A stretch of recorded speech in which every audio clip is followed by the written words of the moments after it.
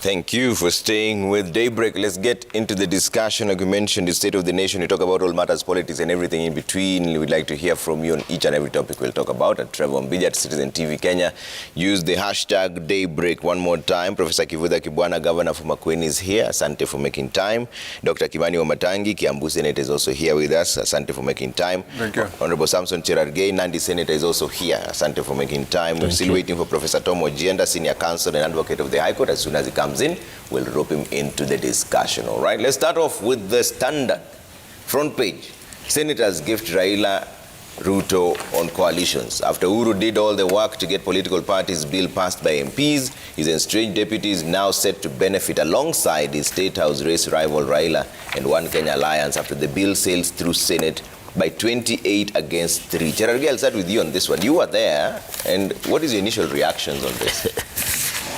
You know, good morning, Trevor, and it is a good morning. I think what I can say at this point is that the way the Standard newspaper is reporting is as if there was no law in place that would have guided on coalition, because there is always, even if you look at the submissions by stakeholders, like IEBC, Kenya Law Reform Commission, if you read the JLAG report, you can tell that there is already a legal framework in place. Yeah.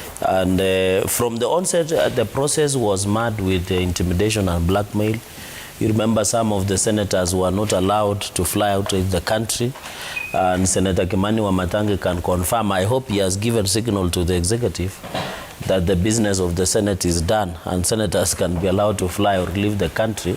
So those are tactics that the executive was trying to do, and I don't think it was necessary.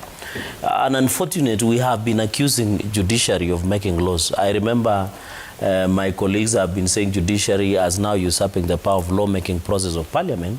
But when you look at the law that we passed yesterday, you look even at some of the report of JLAC, and some of the clauses say that appeals can end at Court of Appeal. The JLAC report agrees, but they say now you can cure. I know the Constitution is supreme. Those are some of the clear. And if you remember, Trevor, the BBI, the same force that was used to pass the BBI made its Waterloo in court. So this one, from today henceforth, we are headed to court. Our lawyers are on it as we talk. We shall be moving to court to allow to ensure that this law is disallowed from functioning, because it is unconstitutional. It contravenes any tenets of the process. And I think finally, Trevor, these people realizing the mistake they did in National Assembly. They wanted to use the Senate to sanitize the process. You know, that's why they now agree to do public participation. They now allowed to do public participation. And that is why I watched the Speaker of the National Assembly yesterday in some interview in some of the television network in the Republic, that he was also shocked that the Senate did not put, and the reason we have a bicameral parliament in Kenya or across the globe is to add value. Yeah. But unfortunately, the Senate became the conveyor belt.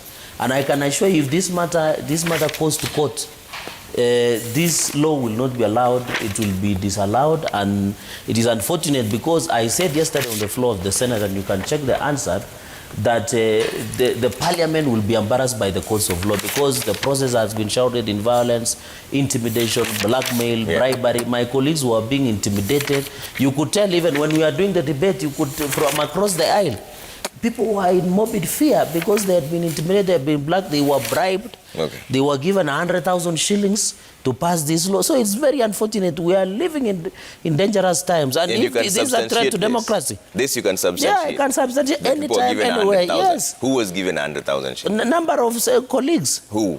Of course, you know the people who voted for this bill. You've said now you can substantiate. I can substantiate, so of course. When given time, I can produce much more evidence. You have because the time. These 28 senators, I can confirm all 28 senators that voted for this bill to pass. And you can print out the list from the answer. Were either one, intimidated, like, for example, Senator for Kwale, Senator Iswa Juma Boy, was prevented from leaving the country. That's another form of influence, so that a number of them, even the majority whip, can confirm to you. Even when they were being called to State House, they were told you cannot leave the country Some of them, even I know, chairman of agriculture could not be allowed to leave the country. Okay. So those are undue influences that were being forced to use this law. If this law was good, why would you use twisting tactics? Okay. Yes. Wamatangi is here, I can respond directly. Wamatangi, is this absolutely, Trevor. But why don't I first greet you and say good morning? Good morning.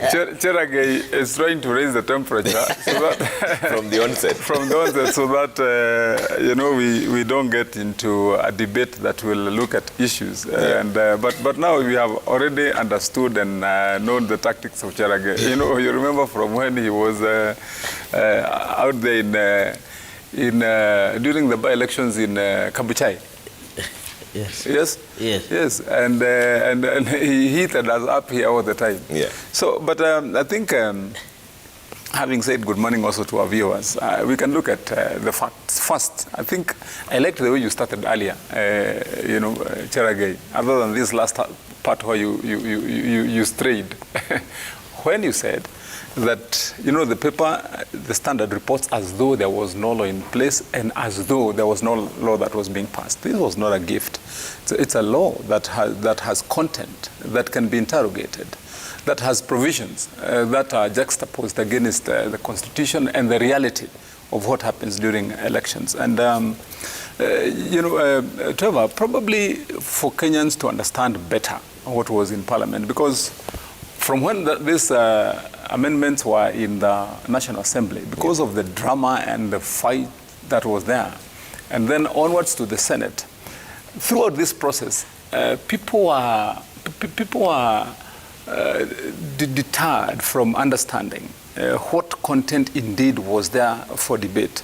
But as I said last time here, Trevor, for all times when we've had elections, some of the issues that we've had to deal with and that have been a problem to our political processes and our democracy starts from the elections themselves, and specifically, for example, how we conduct our nominations, how our political parties are formed, and for what reason and what they stand for. And definitely, as we have said earlier, that we have now accepted a culture whereby political parties are formed every election cycle for purposes of conveying certain individuals to a certain destination they want and then discarded. That's part of the political hygiene that this bill was trying to address and bring into our politics. Other than the fact that there are beneficiaries in the immediate, if you like, and I say beneficiaries in quotes because there are alliances that have been formed very close to the election now that will, inadvertently benefit from this bill. But first, let me say that there are provisions in that law that are useful, that are required to streamline how we conduct our elections, how political parties are formed, especially coalitions, and then addressing some of the issues, including, and you remember we debated here the last time, matters like how funds allocated to political parties are shared for that matter, and to ensure that they're used for the right purposes. Those are some of the issues that were there.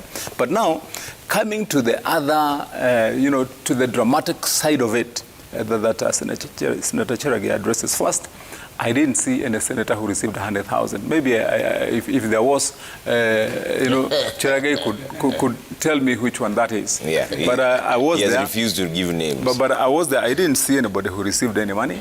And if you looked at the debate, and remember, somewhere in the course of the debate, I congratulated Cherage, and I congratulated Murkomen and Senator Cheriot, because they did very good work first of carrying out what their responsibility is in debate and bringing out issues then that came out to vote, and members were able to respond to some of those issues. That is the purpose of Parliament. And I had no problem with what they did. They did very well, because if you bring along and everybody is silent, you don't bring out the issues, then there's no need of bringing it in the first place.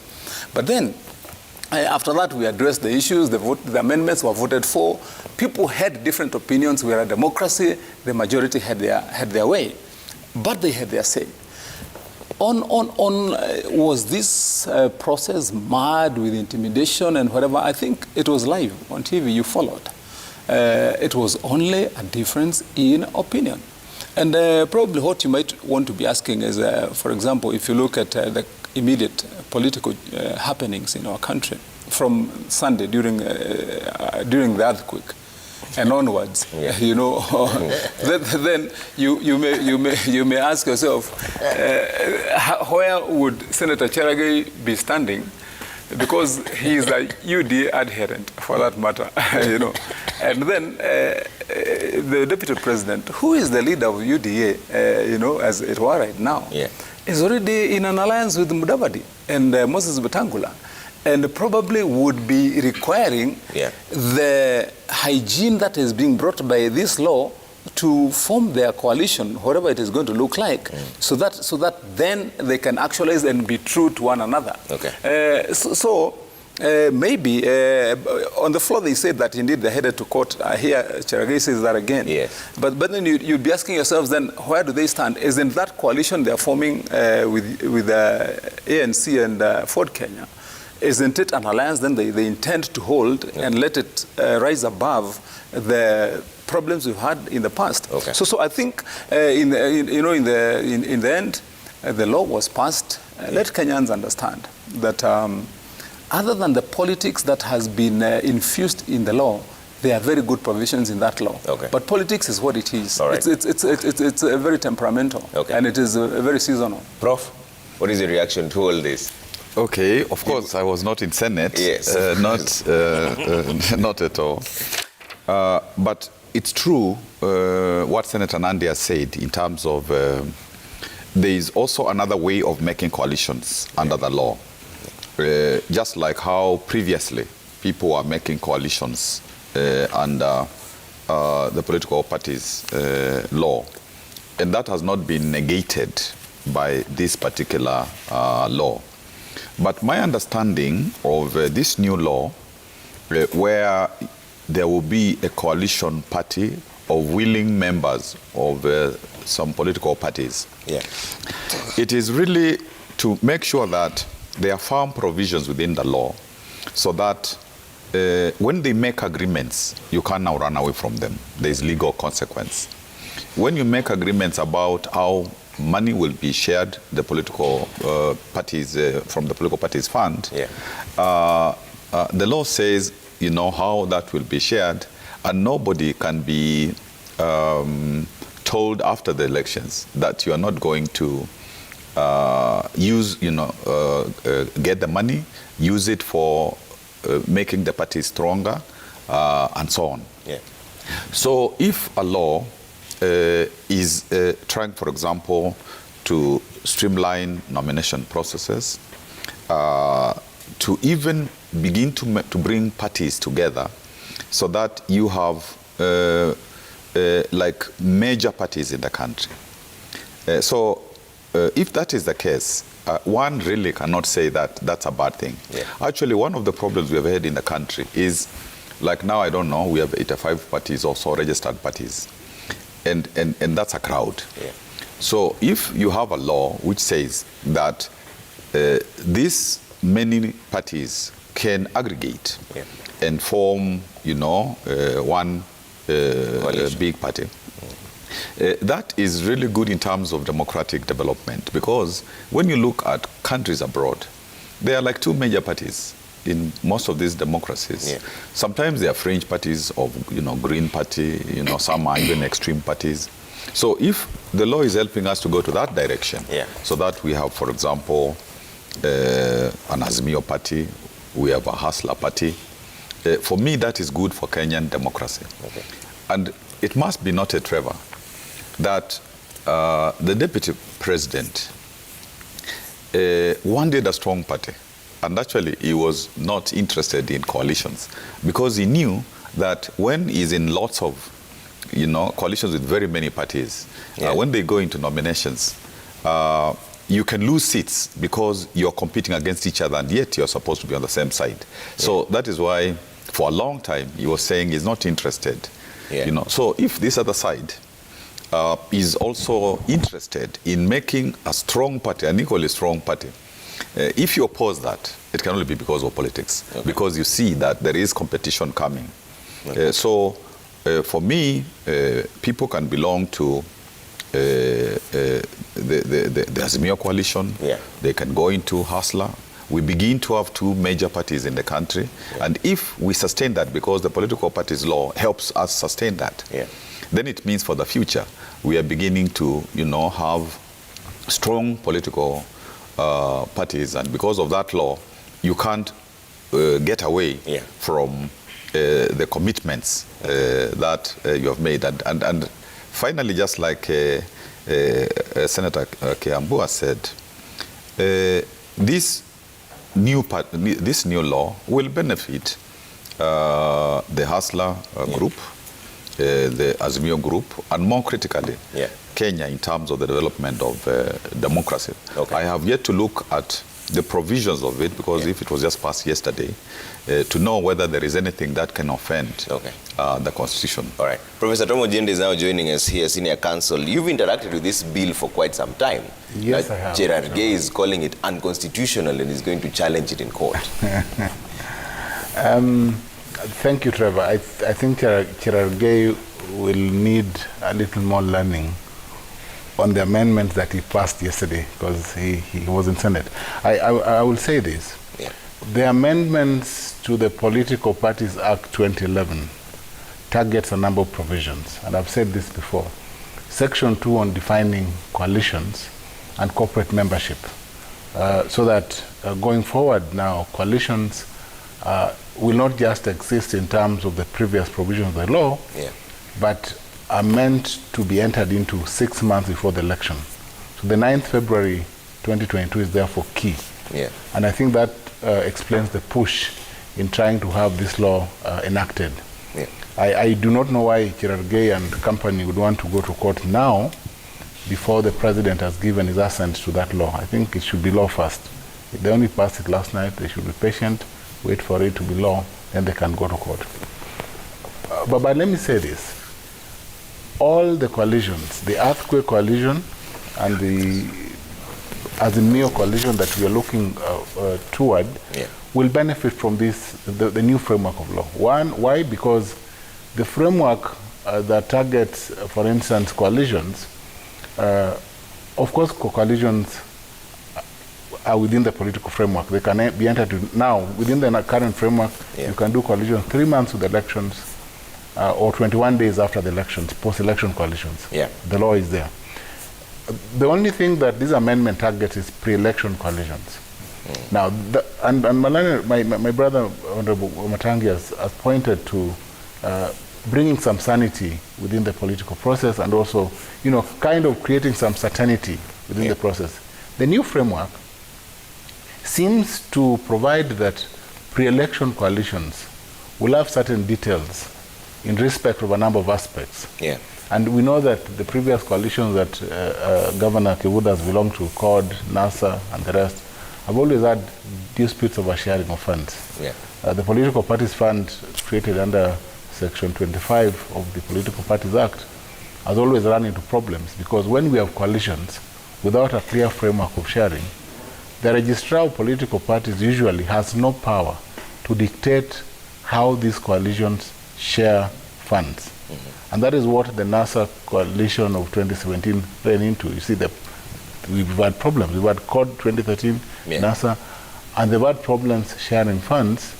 And I think that some of the candidates, either in the earthquake movement and others, have always cited disagreement in sharing of funds as one of the problems why they're exiting coalitions.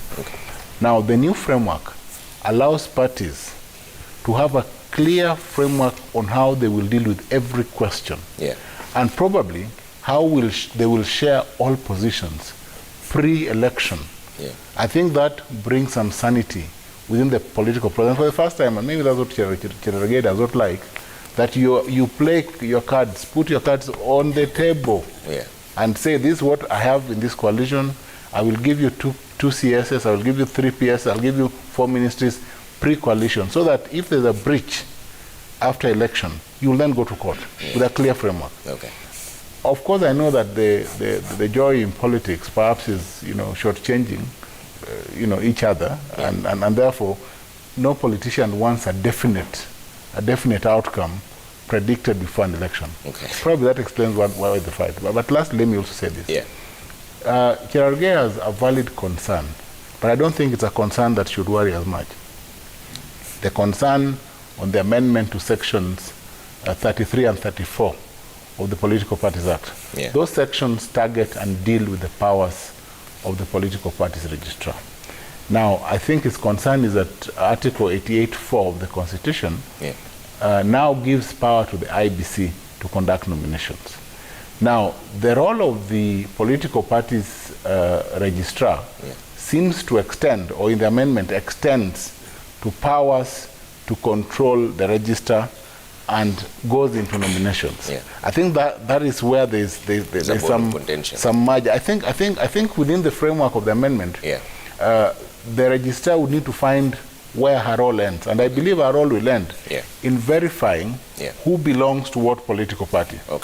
But the entire process of conducting nominations, including the dispute resolution process that lies in IBC, cannot be taken away, because the political parties registrar cannot have powers that would obviously be unconstitutional. So I think there has to be, there's an interpretation question there that would then be merged into what the Constitution says at Article 88(4). I think that's the only concern that probably Cherargei, before you make your submissions, you made a very grave allegation that you have to either substantiate or withdraw, because yesterday you had to withdraw a statement even on the floor of the House when you said the Justice and Legal Affairs Committee had been compromised.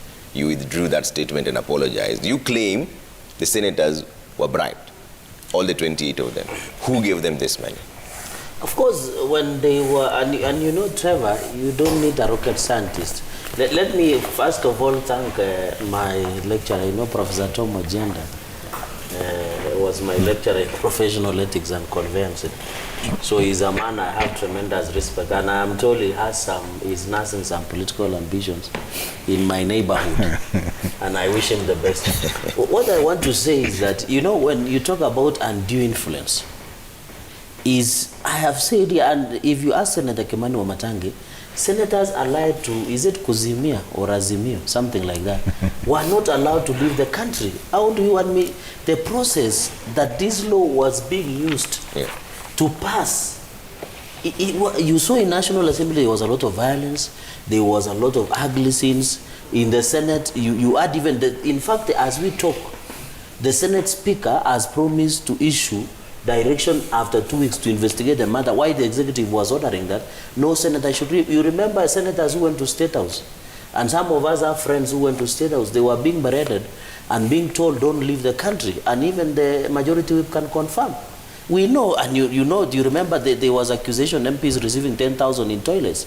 So these are things that happen in Parliament, and that is why we thought the natural habitat who can redeem and ensure that we remain the sanctity of protection of lawmaking process in the country is judiciary. And that's why I've said my colleagues normally complain that judiciary is usurping the power of parliament by making laws, but it is us who fail. When you see ugly scenes in National Assembly, when you hear Senate being, I know the chair of agriculture was prevented from flying out of the country. The senator of Kuala, I've said, he said on the floor of the House that they were not. What I said on the floor of the House is that because I think the speaker feared, because there were many senators who, you remember my colleagues who believe in our ideology, most of them were in Nakuru, quite a number of them. So when, in fact, if you check by the way the answer, I say as if. So I don't know which form of English that people want to understand. And it is because in the interest of making submissions and finishing my submissions, I had just to withdraw to make them comfortable. But I believe if you look at the answer, it says as if, it does not say it is. So all these 28 senators, in what they confided in some of us, these are colleagues, Trevor. Fair enough, but this here you said specifically they were given 100,000 shillings. Yeah, of course, they're just like the way, you remember 10,000 that was being given in toilets. Who gave out this money?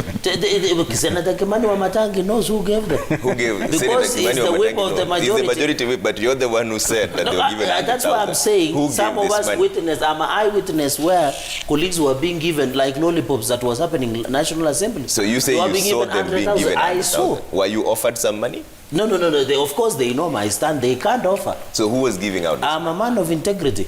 I'm telling you, the majority whip and minority whips no, because I saw it in the Senate being distributed. And somebody was saying after we pass here, there's an office, and I met them on corridors when we were leaving at around 9.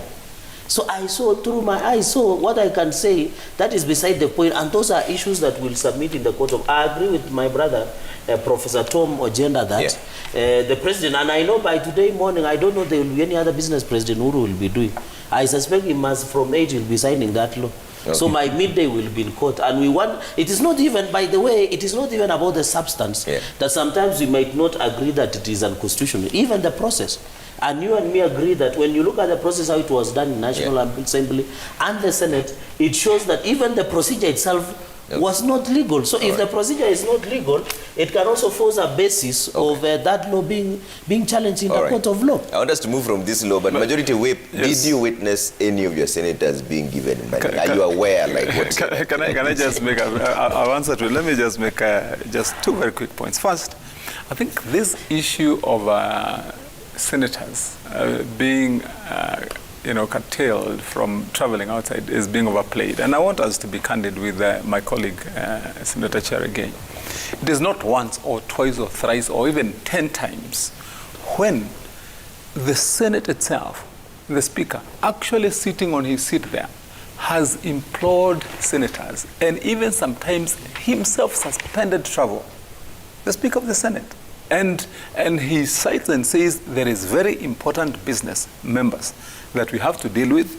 So I urge that you do not travel so that we can dispense of this business. And I want to remind my colleague here of certain cases. There was a time when we were debating the revenue sharing, and we were time barred.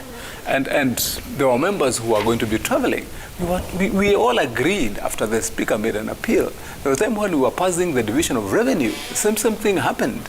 And it is not new that within the Senate, that even ourselves look at the business that is there and decide. So, because we have different administrative processes for staff of Parliament and for members of Parliament, I believe that if there was such incident, because personally I cannot attest to any, because the Speaker said he's going to be issuing a report or a statement within 2 weeks after he has investigated, it will be interesting to hear then who went to the airport. And you remember, Senator Cherargei, Senator Orengo made a very candid, really, presentation there. And he said, unless you are indolent yourself, when you present yourself as a senator to the airport with a valid travel document and you present it to the immigration, there is absolutely no reason why you would not travel. And I didn't present myself, but I believe carrying my passport, if I go to the airport and present it there, and it is valid, and I have got a visa if I'm going to a country with a visa, and I have a ticket, there's nobody who will tell me I can't travel. I know the law. I know the Constitution. Okay. I know my freedoms. So I don't wanna buy into that, because let me tell you, and this one I mean for sure, that if I went to that airport and I wanted to leave, you wouldn't stop me. Okay. You would have to give me a very good reason for not traveling. Yeah. But then let's get to this story of the 100,000. Cherargei says you know, my friend. Let me tell you. My friend Trevor.